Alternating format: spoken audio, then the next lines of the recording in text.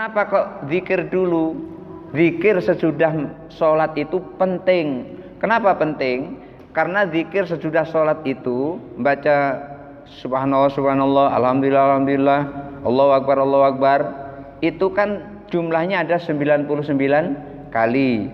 Kemudian digenapkan menjadi 100 dengan la ilaha illallah wahdahu la syarikalah, lahul mulku wa lahul hamdu yuhyi wa yumiitu wa ala kulli syai'in qadir. Kalau ada orang yang berzikir seperti itu, maka khattat lahu dzunubahu walau kana mithla zabatil bahri. Dosanya akan diampuni oleh Allah walaupun dosanya itu sebanyak buih yang ada di lautan. Itu pentingnya zikir sesudah sholat, untuk menambal ketika kita sholat yang tidak khusyuk, ketika kita sholat tidak jujur. Coba Bapak di sini, siapa yang sholatnya setiap kali sholat jujur? Rata-rata kita waktu sholat itu kadang tidak jujur. Kenapa maksudnya tidak jujur itu seperti apa maksudnya? Badan kita dilihat oleh orang sholat maghrib, tapi hati kita kadang-kadang jalan-jalan nengoki motor. Tadi sudah dikunci apa belum? Nengoki kunci.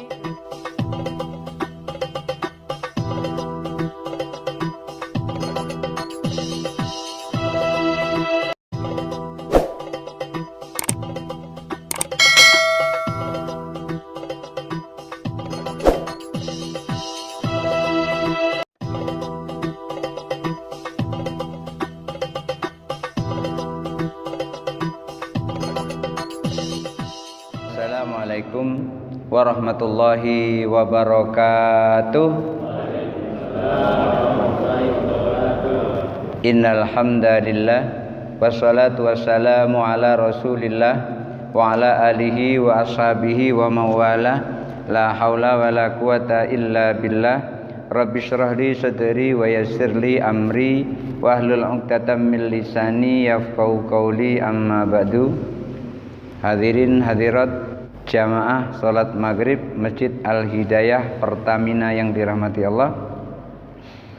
Kajian kita bab salat sudah sampai pada waktu salat. Saya yakin semuanya tahu kapan waktunya salat berdasarkan jadwal waktu yang sudah ditentukan. Tetapi saya yakin dasarnya banyak yang tidak tahu. Karena itu kali ini kita mempelajari dasarnya apa landasannya kita sholat zuhur itu kok jam 12:10. Kemudian kita sholat asar kok jam 3 sore lewat 28 menit. Itu apa dasarnya? Kita mempelajari dasar-dasar landasan menetapkan kapan waktu sholat. Karena masing-masing kita yakin sudah tahu waktunya sholat itu kapan. Cuman barangkali ada beberapa yang ragu-ragu. Ketika dia sholat berakhirnya ragu-ragu. Zuhur itu sampai jam berapa? Asar itu sampai jam berapa? Terus maghrib itu sampai jam berapa? Isya itu sampai jam berapa? Saya yakin itu banyak yang masih ragu-ragu di situ. Karena itu hadirin hadirat yang dirahmati Allah, kali ini saya akan menyampaikan berikutnya. Waktu berikutnya adalah waktu asar, karena waktu zuhur sudah kita bahas kemarin.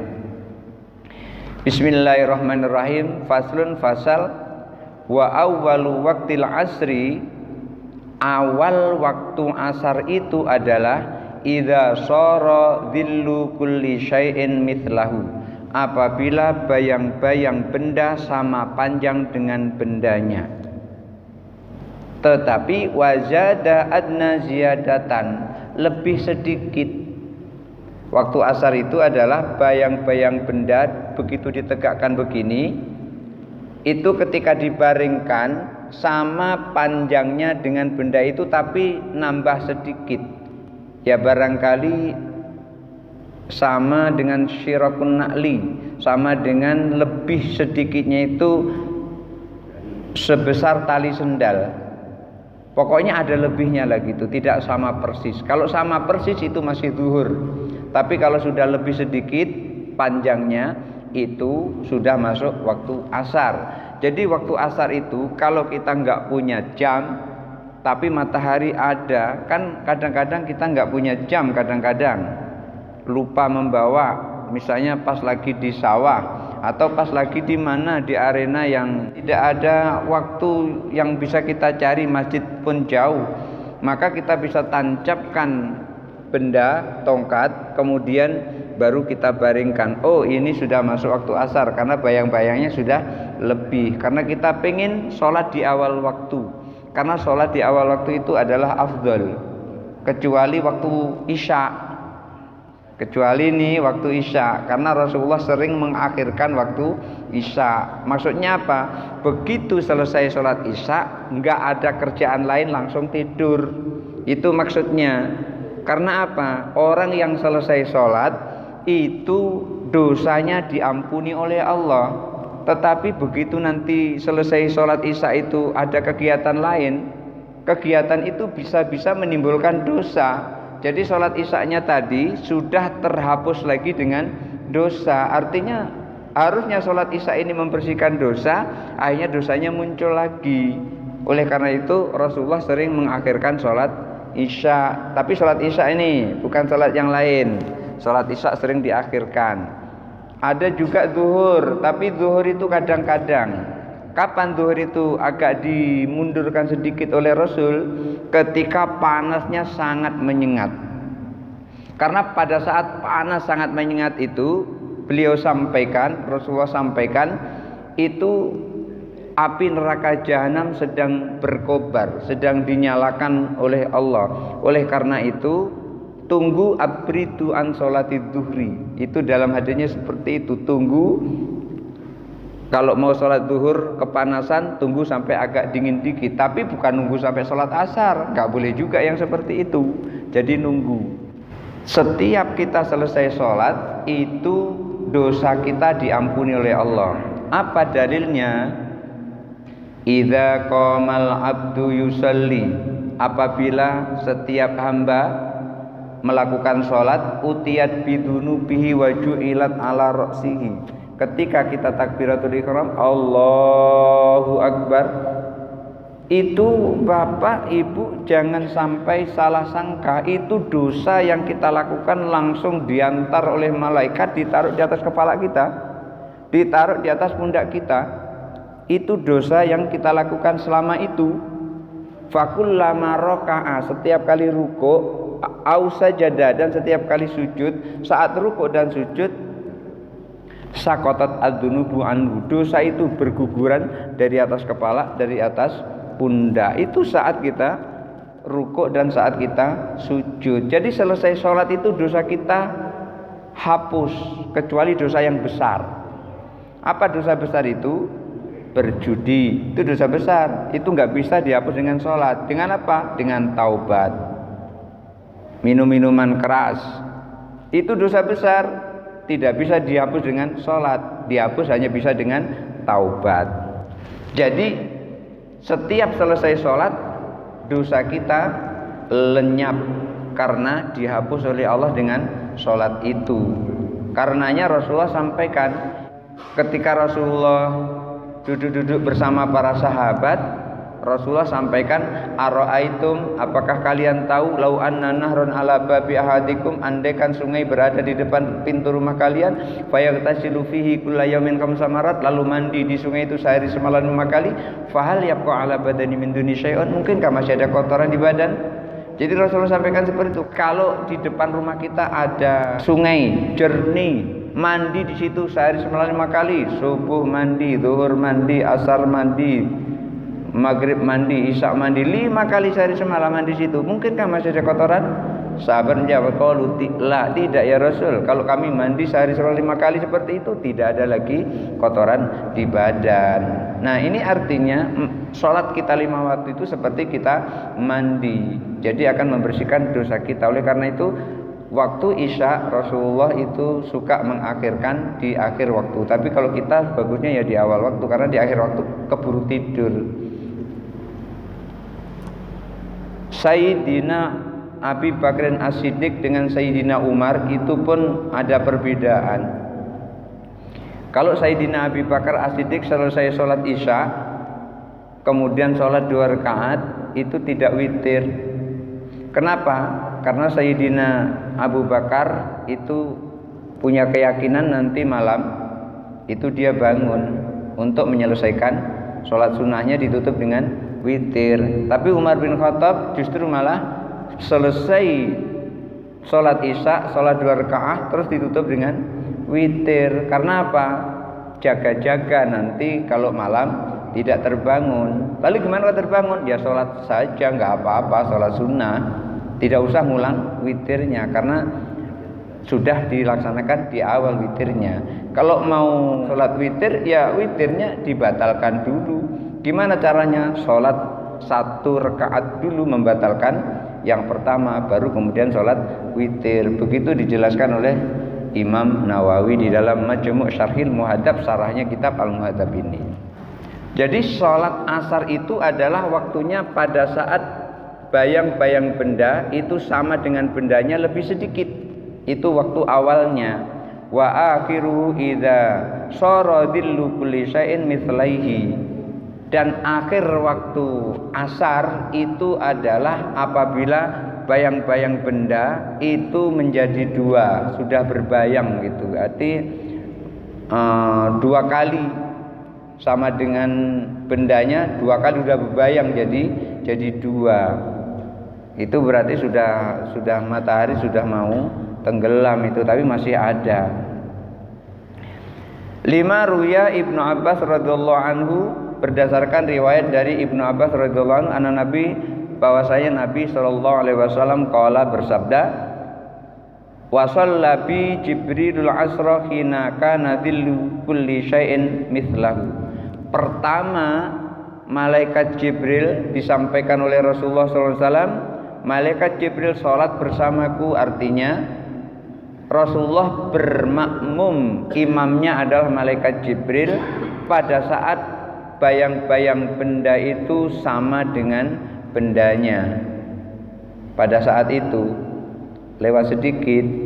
Tsumma shalla bil marratal akhirata, kemudian sholat lagi denganku, artinya Rasulullah diajak sholat berjamaah, Rasulullah makmum, imamnya adalah malaikat Jibril. Kana dhillu kulli syai'in mithlaihi. Pada saat itu terakhir sholat asar yang dibimbing oleh malaikat Jibril itu bayang-bayang benda itu menjadi 2, bebayang 2, bayang-bayang bendanya 2. Ini Rasulullah ditunjukkan oleh malaikat Jibril kapan waktu asar. Kemudian ditunjukkan juga malaikat Jibril kapan waktu asar berakhir. Jadi awalnya ditunjukkan dengan sholat pertama sekali tadi, pas bayang-bayang benda sama dengan bendanya, dan akhirnya ditunjukkan oleh malaikat Jibril bayang-bayang benda menjadi 2, itu akhirnya. Inilah menjadi dasar kapan waktu asar dan kapan akhir waktu asar. Tsumma yadhabu waktul ikhtiyar. Setelah bayang-bayang menjadi 2 tadi kan matahari masih ada kelihatan, maka pada saat itu namanya waktul ikhtiyar, bukan waktu afdol. Yang tadi itu namanya waktu afdol, waktu yang paling utama. Jadi pada saat bayang-bayang benda itu sama dengan bendanya sampai menjadi 2 itu namanya waktu afdol. Ketika sudah menjadi 2 bayang-bayang itu matahari belum terbenam, itu namanya waktul ikhtiyar. Wa waktul jawaz wal ada, dan itu disebut juga waktu jawaz, artinya boleh sholat, wal ada, dan waktu pelaksanaan sholat, ila ghurubi syamsi, sampai matahari terbenam. Waktu asar bayang-bayang benda sama dengan bendanya sampai benda itu bebayang 2, itu waktu afdal.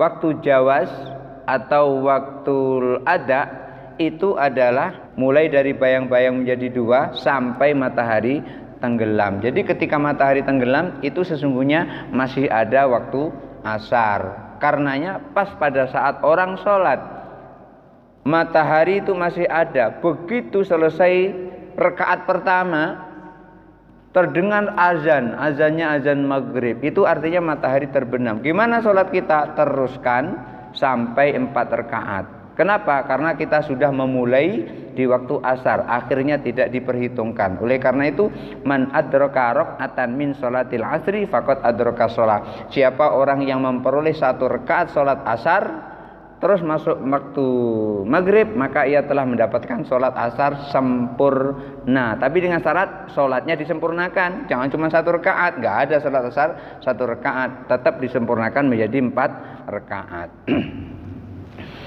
Waqala Abu Sa'id Al-Istakhari, menurut pendapat Abu Sa'id Al-Istakhari, idza shara dhillu kulli syai'in mithlaihi.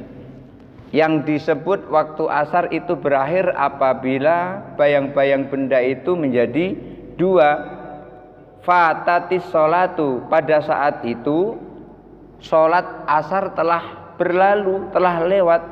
Wa yakunu ba'dahu waqtal qadha'i, maka setelah bayang-bayang menjadi 2 itu namanya waktu qadha, bukan waktu jawas tapi waktu qadha. Jadi kalau menurut Abu Sa'id Al-Istakhari, kalau sudah matahari itu bebayang 2, maka saat itu habis waktu asar, boleh melakukan asar tapi dengan qadha niatnya.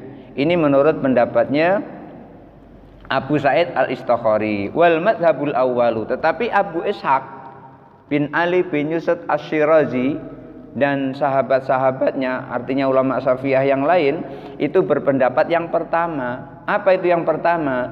Berakhir pada saat matahari tenggelam, terbenam. Itu mayoritas ulama Syafi'iyah.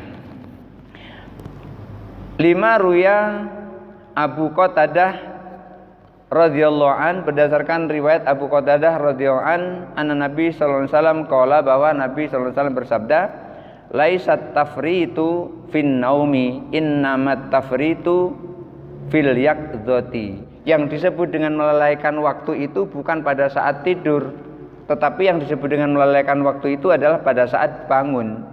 Bapak tidur dari pagi, dari malam habis sholat isya sampai jam 12 siang, itu enggak masalah itu. Tapi tidur benar, bukan tidur-tiduran. Tidur benar itu gimana maksudnya? Tidur benar itu memang enggak sadar sama sekali, enggak teringat sama sekali. Boleh nanti dipraktekkan, tidur jam 10 malam, bangun jam 12 siang.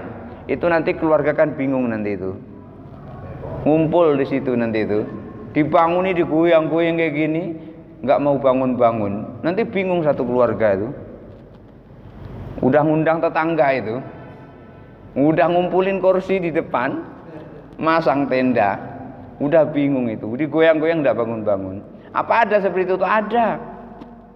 Dulu ada seorang imam namanya Pak Yusuf, imam di Langgar Dakwah, di tempat saya ngajar di situ.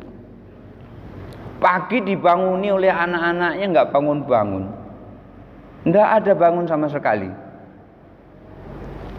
Setelah itu, karena nggak bangun-bangun, dikumpulkan adik-beradiknya.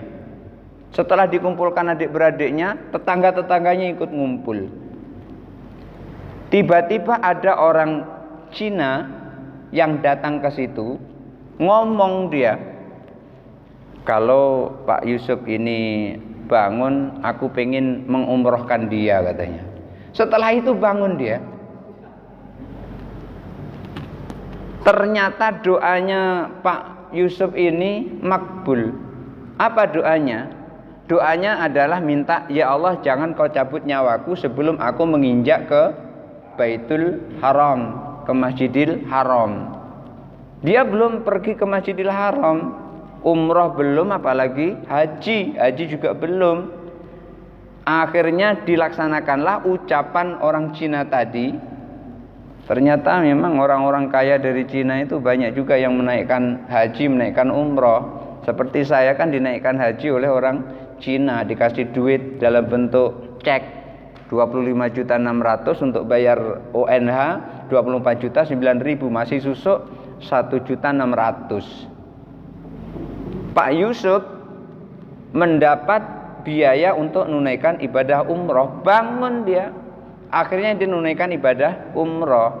Itu tadi, tidur malam sampai pagi tidak bangun-bangun. ternyata ini adalah merupakan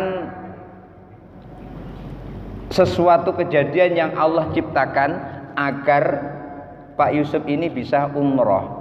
Dengan adanya ucapan seseorang tadi, kalau Pak Yusuf ini bangun, aku akan kasih biaya untuk ibadah umroh. Terus dia berangkat ibadah umroh sehat. Siapa yang cerita ini? Pak Yusuf sendiri cerita dengan saya, beserta anaknya yang ikut jamaah tabligh. Ikut dia cerita, kemudian anaknya juga membenarkannya. Setelah dia menunaikan ibadah umrah, baru betul-betul dipanggil oleh Allah. Tidur tidak bangun-bangun untuk selama-lamanya. Seperti itu.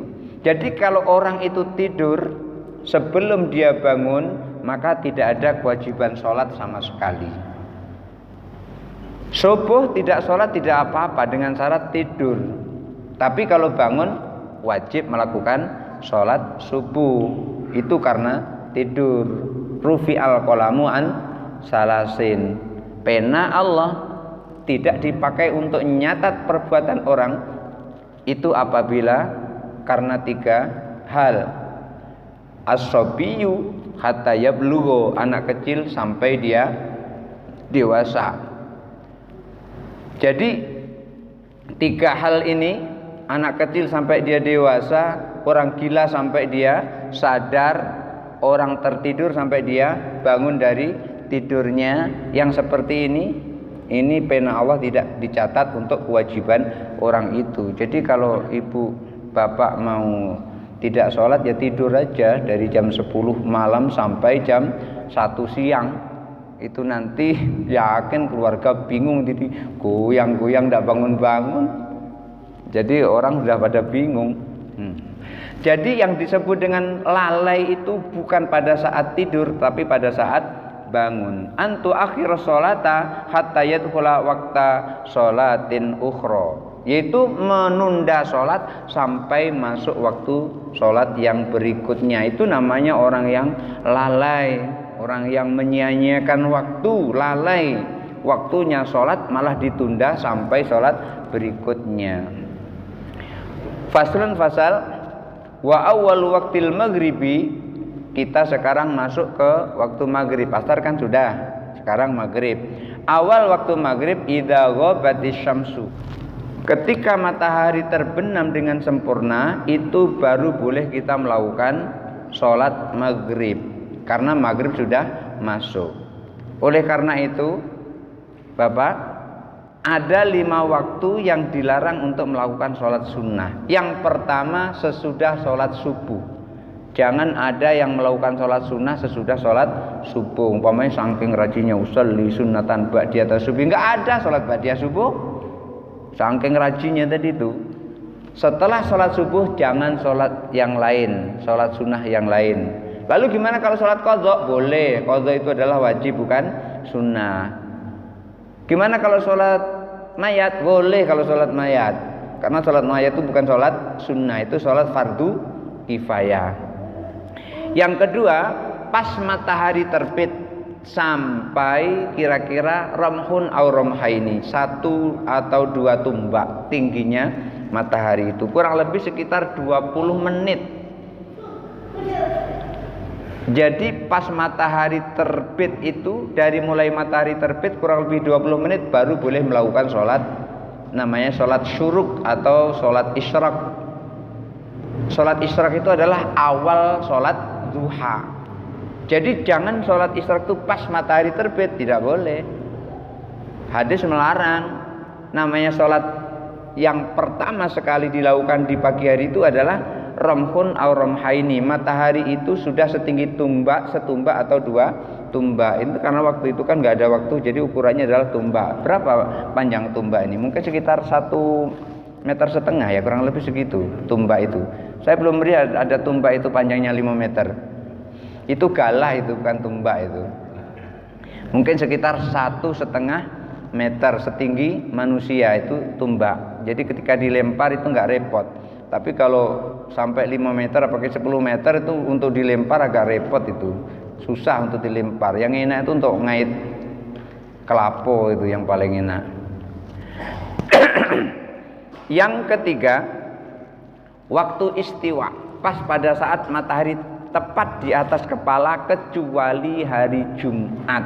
Ini ada kecualinya, kecuali hari Jumat dan kecuali di Masjidil Haram. Di Masjidil Haram itu tidak berlaku hadis ini. Yang 5 waktu itu enggak berlaku, yang diharamkan itu. Maka pada saat itu saya sholat di Masjidil Haram pas matahari tepat di atas kepala, belum masuk waktu zuhur. Saya ditarik oleh orang jenggotan pakai jubah warna putih itu. Haram sholat, haram sholat, haram sholat katanya. Hadis sahih katanya. Nyebut gitu, maksudnya haram sholat. Ini hadisnya sahih katanya begitu. Kemudian setelah itu selesai, saya hadapi dia, saya ngomong, ala taqra bi akhiril hadis ya akhi, apa anda tidak membaca akhir hadis itu wahai saudaraku, illa fil harami, kecuali di Masjidil Haram. Kalau di Masjidil Haram tidak berlaku. Untung saya bisa bahasa Arab, jadi bisa jawab dia. Tapi nggak jawab lagi setelah itu, setelah saya ngomong seperti itu. Nah, yang keempat, setelah sholat asar tidak boleh sholat sunnah. Jadi bapak jangan sholat sunnah setelah sholat asar. Kalau qadha tidak apa-apa, qadha itu bukan sunnah. Kemudian yang kelima, pas matahari terbenam, sudah masuk tapi belum sempurna, itu nggak boleh sholat sunnah. Jadi kalau bapak datang ke sini sebelum azan maghrib, lebih baik ditahan dulu, jangan sholat tahiyatul masjid. Itu disebutkan di dalam kitab Subulus Salam, Imam As-Sun'ani itu menyampaikan seperti itu. Di dalam kitab Subulus Salam itu dinyatakan termasuk sholat tahiyatul masjid itu tidak boleh dilakukan pada saat waktu dilarang untuk melakukan sholat sunnah. Dari 5 yang dilarang ini ada 2 yang dilarang. Apa itu? Menguburkan mayat. Kapan? Pas matahari terbit dan pas matahari terbenam. Itu tidak boleh kita menguburkan mayat, haram hukumnya. Kalau misalnya ada orang meninggal, lebih baik kalau memang waktunya mepet dikuburkan setelah sholat maghrib sekalian. Jangan menjelang maghrib. Kalau menjelang maghrib itu nanti akan masuk waktu haram, waktu tidak boleh menguburkan mayat. Kalau buru-buru, yang lebih bagus adalah sekalian sholat isya, sekalian habis sholat isya gitu.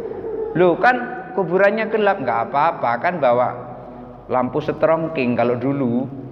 Kalau sekarang kan pakai lampu emergensi kan gitu. Jadi 5 waktu ini, pertama dilarang untuk sholat, yang kedua 2 waktunya dilarang untuk menguburkan mayat. Jadi perlu kita hati-hati. Nah,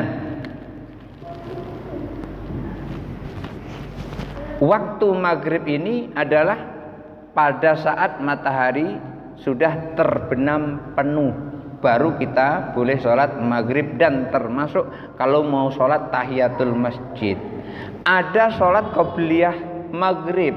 Itu kalau sholat qobliyah maghrib itu hadisnya insya'a, apabila menghendaki, apabila mau. Kalau tidak mau juga tidak apa-apa. Tapi yang dikuatkan adalah ba'dal maghrib, setelah maghrib itu dikuatkan. Tetapi sebelum maghrib itu cuman hadisnya adalah insya, apabila dia mau. Boleh sholat sebelum maghrib apabila dia mau. 5 ruya anna Jibril alaihi salamu shallal maghriba hina ghabatis syamsu fa aftara shaimu. Sholat maghrib itu diawali dengan terbenamnya matahari. Itu berdasarkan riwayat bahwa malaikat Jibril sholat bersama Rasulullah itu ketika matahari terbenam, dan pada saat itu orang berpuasa berbuka, bukannya orang berpuasa. Ini di dalam riwayat itu. Walaisa laha illa waktun wahidun. Sholat maghrib itu enggak ada waktu yang lain kecuali satu itu. Jadi malaikat Jibril sholat ditunjukkan kepada Rasulullah maghrib cuman sekali. Zuhur tadi kan 2, awal waktu dan akhir waktu. Asar juga 2, awal waktu dan akhir waktu. Maghrib cuma 1 ditunjukkan oleh malaikat Jibril. Oleh karena itu waktu maghrib itu cuma 1. Wa huwa miqdaru ma yatatahharu wa yasturul aurata wa yu'adzinu wa yuqimus sholata wa yadkhulu fiha. Waktunya itu seukuran kurang lebih cukup untuk mengambil air wudhu, cukup untuk menutup aurat, cukup untuk mengumandangkan azan, cukup untuk iqamah, dan cukup untuk melakukan sholat 3 rakaat itu tadi. Itu waktunya seukuran itu, maka tidak lebih dari itu. Kayak sekarang ini kan sudah lewat yang seperti ini. Ini sudah habis waktu maghrib, karena waktu maghrib itu singkat, tidak panjang.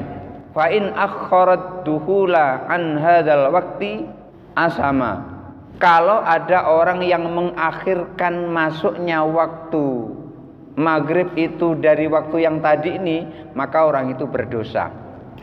Dianggap pelan-pelan, remeh-remeh gitu, sehingga waktunya terlewat, maka berdosa orang itu. Jadi waktunya adalah cukup untuk mengambil air wudhu, cukup untuk memakai kain sarung, baju koko, peci, artinya untuk nutup aurat, cukup untuk azan, cukup untuk iqamah, cukup untuk melakukan sholat 3 rakaat. Kalau lebih dari itu, maka orang itu mendapat dosa. 5 ruya Ibnu Abbas, berdasarkan riwayat dari Ibnu Abbas, anna Jibril alaihi salam, bahwasanya malaikat Jibril alaihissalam sholla fil marratil akhirati, sholat di akhir kedua kalinya di waktu sholat maghrib itu, kama shollaha fil marratil ula, seperti waktunya persis di awal waktu sholat maghrib. Walam yughayyir, tidak pernah merubah malaikat Jibril itu. Jadi malaikat Jibril ketika sholat maghrib itu pertama waktunya yaitu, yang kedua waktunya yaitu, tidak lebih dari waktu yang pertama. Kapan yaitu? Itu mulai terbenam matahari, bersuci, memakai pakaian untuk nutup aurat, mengumandangkan azan, mengumandangkan iqamah, kemudian sholat 3 rakaat. Itu waktunya yang pertama dan yang kedua. Walau kana laha waktun akhar la bayyana kama bayyana fi sairi sholati. Andaikan waktu maghrib itu ada waktu yang lain selain waktu itu yang disebutkan pertama tadi, selain matahari terbenam, waktu untuk bersuci, waktu untuk berpakaian, waktu untuk azan, waktu untuk iqamah, waktu menjalankan sholat 3 rakaat. Kalau ada waktu selain itu, tentu malaikat Jibril sudah menjelaskan seperti pada saat malaikat Jibril menjelaskan waktu-waktu sholat sebelumnya, yaitu zuhur dan asar. Fa in dakhala fiha fi waqtiha fa fi salasatu aujahin. Kalau orang itu melaksanakan sholat pada waktu itu, maka dalam hal ini ada 3 pendapat. Ahaduha anna lahu ayyastadimaha ila wuyubis syafaqi. Yang pertama, pendapat pertama, waktunya maghrib itu adalah berlanjut sampai hilangnya mega yang di atas awan. Jadi ketika matahari terbenam sampai hilangnya megali. Anna Nabiyya sallallahu alaihi wasallam, dasarnya adalah pada saat sholat maghrib itu Nabi membaca qara'a surat al-a'raf fi sholatil maghribi, membaca surah al-a'raf di sholat maghrib. Surat al-a'raf kan lumayan panjang itu. Kita aja jarang di sini sholat maghrib baca surah al-a'raf. Kenapa? Enggak hafal, makanya jarang baca. Ya sudah, yang pendek-pendek saja biar waktunya lebih dari cukup. Jadi waktunya itu adalah sepanjang membaca surah Al-A'raf, tidak lambat, tidak cepat, yang sedang. Tidak lambat, tidak cepat. Karena kita membaca Al-Quran terlalu cepat juga tidak boleh. Wasani, pendapat kedua, la yajuzu lahu ayastadimaha, tidak boleh melanjutkannya aktsara min qadri salasi rakaatin, lebih dari seukuran 3 rakaat. Tidak boleh melanjutkan waktunya sholat maghrib itu lebih dari ukuran lamanya sholat 3 rakaat. Jadi pas 3 rakaat itulah. Li'anal Jibril alaihissalam sholat salasa rakaatin, karena malaikat Jibril mencontohkan dengan sholat maghrib, nunjukkan waktunya itu dengan sholat maghrib 3 rakaat.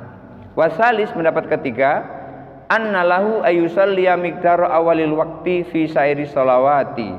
Waktunya sama dengan sholat-sholat yang lain di awal waktu, seukuran 3 rakaat, tapi pas begitu masuk langsung sholat selama 3 rakaat seperti sholat-sholat yang lain. Li'annahu la yakunu muakhiran fi hadzal qadri wa yakunu muakhiran fi ma zada alaihi, karena tidak ada yang diakhirkan ketika malaikat Jibril menyampaikan itu, dan juga tidak, yang pertama tidak mengakhirkan, yang kedua juga tidak mengakhirkan. Ukurannya 3 rakaat itulah.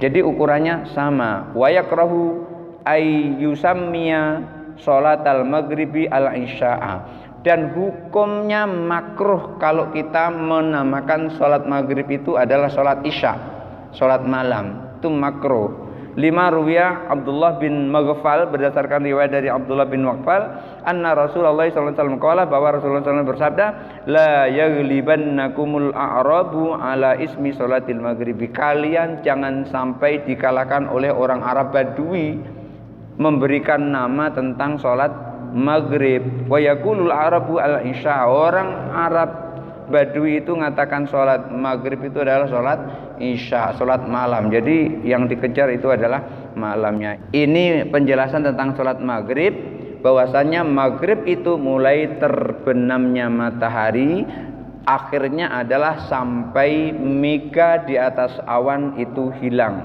Jadi waktunya kurang lebih seukuran itu tadi. 1, cukup untuk bersuci. 2, cukup untuk berpakaian. 3, cukup untuk mengumandangkan azan.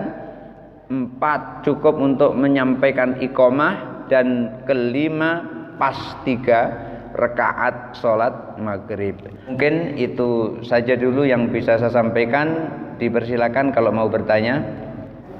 Berwudu, berpakaian, langsung sholat atau azan, iqamah, sholat 3 rakaat waktu maghrib. Oh, sholat maghrib. Tadi kan kita diajukan ada sholat ba'diyah maghrib. Jadi yang jelas kan waktunya dari matahari terbenam sampai mega merah di ufuk barat tenggelam. Kan maghrib waktunya kan matahari terbenam, kemudian terus waktunya berwudu, setelah berwudu berpakaian, setelah berpakaian azan. Kan harus pakaian dulu azan kan? Kan nggak boleh azan tidak pakaian, iya kan? Saya belum pernah melihat ada orang azan tidak berpakaian. Ya, berpakaian dulu. Sudah itu baru iqomat. Sudah iqomat baru sholat 3 rakaat. Jadi waktunya itu sholat maghrib. Terus yang ditanyakan? Sholat ba'diyah maksudnya nih? Oh gitu. Kalau sholat ba'diyah maghrib itu adalah selesai kita melakukan sholat maghrib. Kita biasanya melakukan sholat maghrib itu wirid dulu, karena kita mengikut sahabat Nabi.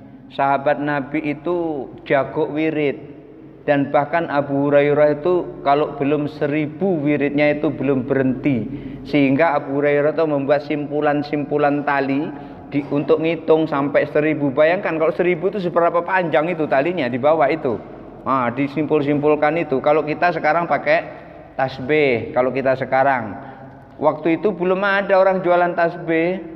Orang Cina belum bikin tasbih waktu itu. Jadi Abu Hurairah membuat simpulan-simpulan tali untuk ngitung zikirnya. Setelah berzikir, kalau kita kan nggak panjang-panjang tuh zikirnya, pendek, tidak seperti sahabat Nabi yang panjang-panjang. Jadi setelah itu kita sholat, maksudnya setelah sholat maghrib kita zikir dulu, setelah zikir baru doa, setelah doa baru sholat ba'diyah maghrib. Selama itu belum masuk pada waktu isya, dinamakan ba'diyah maghrib, itu artinya sesudah sholat maghrib. Jadi seperti itu, sesudah sholat maghrib. Kenapa kok zikir dulu? Zikir sesudah sholat itu penting. Kenapa penting? Karena zikir sesudah sholat itu baca subhanallah subhanallah, alhamdulillah alhamdulillah, Allahu akbar, itu kan jumlahnya ada 99 kali. Kemudian digenapkan menjadi 100 dengan la ilaha illallah wahdahu la syarikalah lahul mulku wa lahul hamdu yuhyi wa yumiitu wa ala kulli syai'in qadir. Kalau ada orang yang berzikir seperti itu, maka khattat lahu dunubahu walau kana mithla zabatil bahri. Dosanya akan diampuni oleh Allah walaupun dosanya itu sebanyak buih yang ada di lautan. Itu pentingnya zikir sesudah sholat untuk menambal ketika kita sholat yang tidak khusyuk. Ketika kita sholat tidak jujur. Coba Bapak di sini, siapa yang sholatnya setiap kali sholat jujur? Rata-rata kita waktu sholat itu kadang tidak jujur. Kenapa maksudnya tidak jujur itu seperti apa maksudnya?